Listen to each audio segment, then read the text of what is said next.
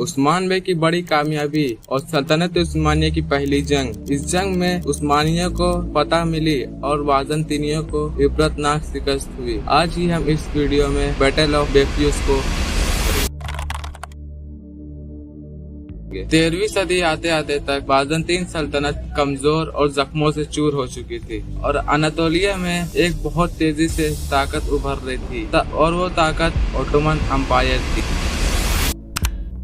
उस्मान बे और इनके सिपाही बाज़ंतीनियों के किले एक के बाद एक फतह करते जा रहे थे। बाज़ंतीनी शहंशाह एड्रोनिकोस दोयम अपनी खोई हुई जमीन वापस लेना चाहता था। एड्रोनिकोस दोयम ने एक फौज तैयार की और उस फौज का लीडर जॉर्ज मोज़लून को बनाया गया, जो कि शहंशाह के खास कमांडरों में से एक था। उस्मान बे को जब पता चला कि बाज़ंतीनी सल्तनत से एक फौज आ रही है, तो उस्मान बे भी अपनी फौजें इकट्ठा करना शुरू कर दी। 27 जुलाई 1302 ईस्वी इज़मित के करीब बेफ्यूस के मैदान में दोनों फौजें आमने सामने आई।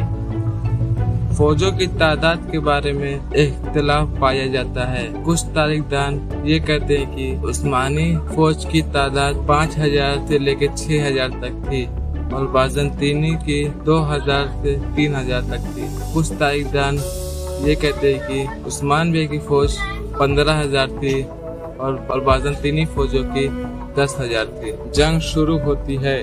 उस्मानी अपनी तरबियत और फुर्ती की वजह से बाज़ंतीनियों पर हावी हो जाते हैं। मैदान जंग में ढालें टूट रही थी, तीरें बरस रही थी और गर्दनें कट रही थी। इन सब का नतीजा ये निकला कि बाज़ंतीन ये जंग हार गए और उस्मानियों को शानदार फतह नसीब हुई। जंग के बाद उस्मान बे की ताकत में इजाफा आया। तुर्क कबीले उस्मान बे के झंडे तले इकट्ठा होने लगे।